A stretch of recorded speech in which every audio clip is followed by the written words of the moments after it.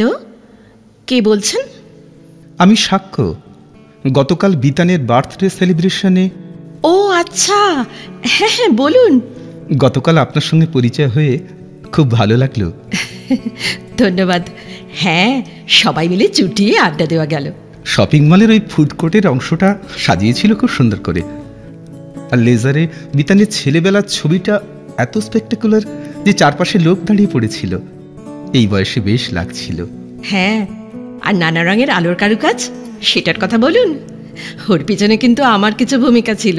ও, বিতানদা আমার মাসির ছেলে। ওই গোটা বিষয়টার তদারকির দায়িত্ব ছিল আমার। তাই নাকি? বাহ, দারুণ। তবে আমার সৌভাগ্য যে আপনার সঙ্গে পরিচয় হয়ে গেল। ইমান না না, ওভাবে বলছেন কেন? আচ্ছা, আপনি কি করেন সেটা তো জানা হলো না। আমি আইটি সেক্টরে রয়েছি। আর আপনি? আমি স্টাফ নার্স, এসএসকেএমে পোস্টিং। Very good. আপনার কথা বলার মধ্যে কি একটা অপূর্ব সুরের চলন আছে জানেন? আপনি হয়তো জানেন না, ওটা ধরে রাখবেন। ওইসব মেয়ে ভোলানো কথা। কিছু বললেন? না না, কিছু না। এই শুনুন না, আমাকে না এখন একটু বেরোতে হবে। এখন রাখি, হ্যাঁ? পরে আবার কথা বলা যাবে, কেমন? ওকে, ভালো থাকবেন। আপনিও।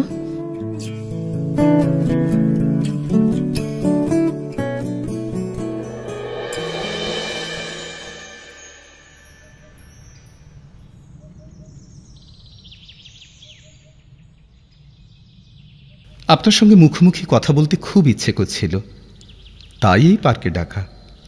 পার্কের এই দিকটা বেশ ফাঁকা থাকে। তা বলুন, কি কথা? আমার কথা, সাক্ষ্যমণির কথা। বাবা, সাক্ষ্যমণি? নারী সঙ্গ চাওয়া মণি? এই আপনার ড্রেসটা কিন্তু ভারী অদ্ভুত তো। হলুদ প্যান্টের সঙ্গে গোলাপি ফুল স্লিভ শার্ট। আমি কাজের বাইরে এরকমই পোশাক পরি। আসলে আমার মিউজিক এ ব্যাপারে আমাকে গাইড করে।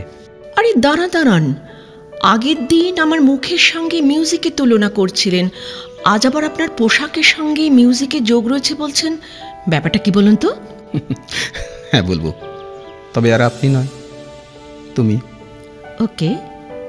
আচ্ছা, তার আগে পার্কের এই চারপাশটা কেমন দেখাচ্ছে একটু বলবে? কেন? বলো না। এই তো জল ভেজা সবুজ গাছগাছালি, ধোয়া রাস্তা, সামনে লাল টিউলিপ ফুলের বাগান, তার উপর স্নিগ্ধ আলো পড়েছে, আর আকাশে সাদা মেঘের ভেলা। চমৎকার বললে, খুব সুন্দর। তবে আমি কিন্তু এই নীল লাল সবুজ রঙগুলো দেখতে পাচ্ছি না। সে কি, তোমার কি কালার ব্লাইন্ডনেস আছে নাকি? আমি ছেলেবেলা থেকে কোনো রং বুঝতে পারি না। আমার কাছে এই পৃথিবীটা সাদা কালো আর ধূসরের নানা রকম পরতে মোড়া।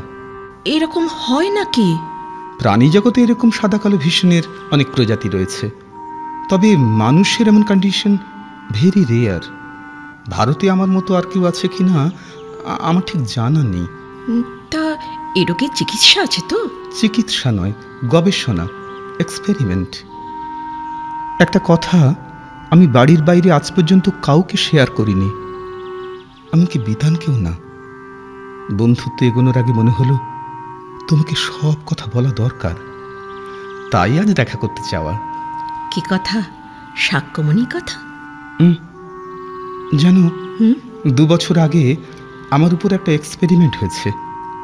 সায়েন্টিস্টদের একটা টিম আমার ব্রেনে মাইক্রোচিপ লাগিয়ে দিয়েছে। ছোট রিসিভার রয়েছে আমার কপালের ঠিক মাঝখানে, চামড়ার নিচে। এই দেখো আমার কপালের এই জায়গাটায়। হ্যাঁ, তাই তো, খুব পাতলা একটা প্লাস্টিকের বোতামের মতো। হ্যাঁ হ্যাঁ হ্যাঁ, ঠিক ওটাই। তারপর থেকে আমি যে কোনো রং মিউজিক্যাল নোট দিয়ে চিনি। ও, ভিবজিওরের 7টা রং সারেগামা পা দিয়ে, তাই তো? হ্যাঁ, তুমি অনেকটাই ধরেছ, তবে ওরকম বিশুদ্ধ স্বর দিয়ে নয়, বরং অজস্র পারমুটেশন কম্বিনেশনে। তাই পড়ন্ত বিকেলের বেলা শেষের ছবিটা আমার কাছে একটা সিম্ফনির মতো বেজে উঠছে, নানা রকম অনুভূতি জাগানো একটা গান হয়ে।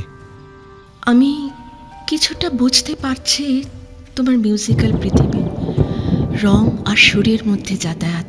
আমি আমি কৃতজ্ঞ কলি। আচ্ছা, তুমি কার গান পছন্দ করো? অনেকেরই গান, তবে স্পেশালি অরিজিৎ। এই আজ উঠি, হ্যাঁ, অনেকটা সন্ধে হয়ে গেল, আবার বৃষ্টি আসতে পারে, বাড়ি ফিরতে হবে তো। ঠিক আছে, আবার কবে দেখা হবে? ব্যাটে বলে লাগলে হবে। ওকে।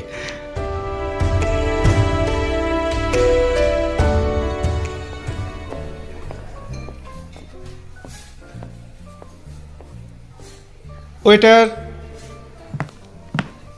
হ্যাঁ, দুটো কফি আর দুটো ফিশ ফ্রাই। আর কিছু?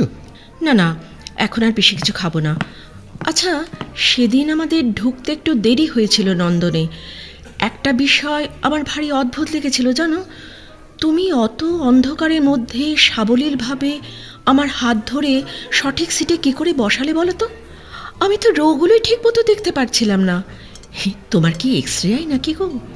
না, তবে ইনফ্রারেড আই বলতে পারো। তার মানে? হ্যাঁ, এটা রিসেন্ট আপডেট। আমার আগের স্পেকট্রাম ছিল ভিজিবল লাইট, এখন আমি ইনফ্রারেড ভিশন পেয়েছি। অবশ্য অন্ধকার হয়ে গেলে তবে।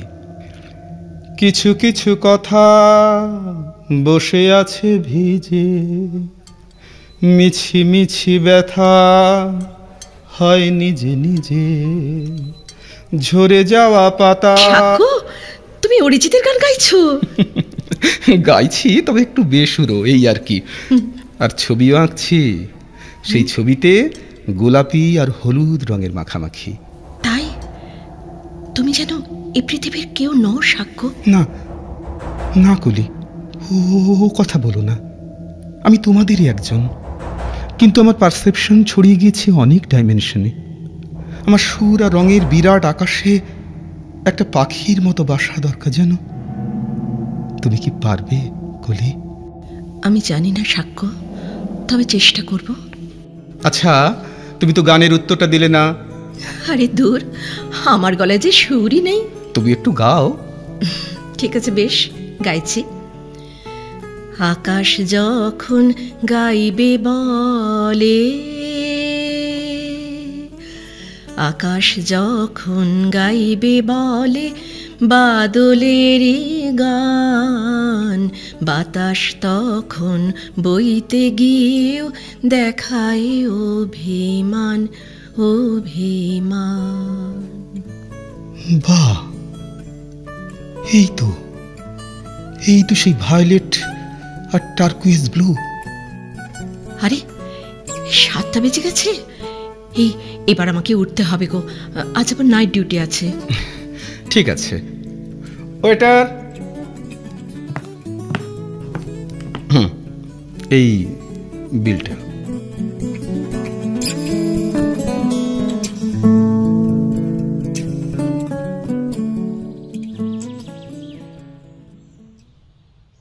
পার্কের এই জায়গাটা সত্যি কিন্তু একটু ফাঁকা, বেশ একান্তে কথা বলা যায় বলো? হ্যাঁ, এই সেদিন তোমাদের বাড়িতে গিয়ে সত্যি খুব ভালো লাগলো। অমন টানা বারান্দাওয়ালা বাড়ি, বড় বড় জানলা দরজা, কত আলো আর হাওয়া। আর তোমার সঙ্গে পরিচয় হয়ে বাড়ির সবাই তো খুব খুশি। তাই? এই জানো, তোমার গিফটটা না বোনের খুব পছন্দ হয়েছে। তাই নাকি? তবে সেদিনও না তোমার ড্রেসটা কিন্তু আমার একটুও ভালো লাগেনি। কেন? ধুর, লাল রঙের প্যান্ট, হলুদ ফুল স্লিভ শার্ট, নীল জ্যাকেট, ইস কি অদ্ভুত কম্বিনেশন। আরে, ও তো তোমার প্রিয় অরিজিতের গানের রং, তাই তো এমন ড্রেস। তা কোন গানে তুমি এমন উদ্ভট রং পেলে? ওই যে मैं बारिश हो जाऊंगा तुम बादल हो जाओगी, देखले ना इतना तुमको चाहूंगा तुम पागल हो जाओगी, দেখলে না? উফ, সেদিন তোমার জন্য যা অপ্রস্তুত অবস্থায় পড়েছিলাম না। কেন, কি হয়েছিল? ওই যে মা যখন তোমাকে জিজ্ঞেস করলো রান্নাগুলো কেমন হয়েছে, তখন তুমি কি বললে? ফ্যান্টাস্টিক। ঠিক যেন সুচিত্রা মিত্রের গাওয়া সেই গান, কৃষ্ণকলি আমি তারই বলি। মা তো শুনে একেবারে হতভম্ব। কোনো গন্ডগোল হয়ে গিয়েছিল? কি ভেবে তুমি বললে ওই কথা? কেন? আচ্ছা, আচ্ছা, তুমি ভেবে দেখো কলি, ওই গানটার মধ্যে রবি ঠাকুর কেমন চমৎকার সুর লাগিয়েছেন। সুঁদামাটির গন্ধের সঙ্গে ওই পুবের বাতাস আর ধানের ক্ষেতের ঢেউ মিলেমিশে একাকার। তোমার মায়ের রান্নার মধ্যে সুরের এই আসা যাওয়া আমি শুনতে পেয়েছি। থাক থাক, আর ব্যাখ্যা করতে যেও না তো। আচ্ছা, তুমি কি সহজভাবে কোনো কথা বলতে পারো না? আসলে আমার অনুভূতিতে এত রং, এত আলো এসে মেশে যে আমি ভুলে যাই সাধারণ মানুষ এর নাগাল পাবে কি না। একটা কথা বলবো সাক্ষ্য? বলো। আমার মতো সাধারণ মেয়ের ভাবনাগুলো যদি তোমাকে বেশি দিন সঙ্গ না দেয়?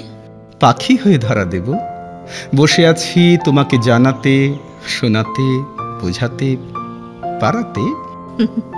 অরিজিতের অনেক গান মুখস্থ করে ফেলেছো দেখছি। শুধু কি গান, এই দেখো তোমার জন্য গানের ছবি এঁকে এনেছি দেব বলে। এই দেখো। এ মা, এ কি? এ তো নানা রঙের খুব খুব প্যাটার্ন। দেখো, দু ধরনের গানের দু ধরনের ছবি। কোনটা আনন্দের গান ভেবে আর কোনটা দুঃখের গান ভেবে বলতে পারবে? এই নীল শেডের ছবিটা, এটা ব্যথার। ঠিক, একেবারে ঠিক বলেছ। আচ্ছা সাক্ষ্য, তোমার স্বপ্নের রং কেমন? সাদা কালো? দারুণ প্রশ্ন। তবে এখনো পর্যন্ত আমাকে কেউ এমন কথা জিজ্ঞেস করেনি। স্বপ্নে আমার সবকিছুই রঙিন। তুমি এমন দুরকম ছবি কেন দিচ্ছ আমায়? দেখো, সম্পর্ক তো সুখ দুঃখের ভেতর দিয়ে এগোয়, তাই না? তা অবশ্য ঠিক। এখন থাকে সব কথা। আচ্ছা সাক্ষ্য, তুমি তো আমাকে কোনোদিন তোমার বাড়ি নিয়ে গেলে না। যাবে? যাবে কলি? সত্যি? আজই চলো, আমার মা বাবার সঙ্গে তোমাকে আলাপ করিয়ে দেব। ওরা চমৎকার মানুষ। না, ওরা থাকলে এখন যাব না। তুমি একা যেদিন থাকবে আমি সেই দিন যাব। একান্তে কথা বলা যাবে, আর বাড়িটাও দেখে আসা যাবে। আচ্ছা ঠিক আছে। ও, আগামী সপ্তাহে মা বাবা ডুয়ার্স যাচ্ছেন, তাহলে তখন এসো। আচ্ছা, দেখছি।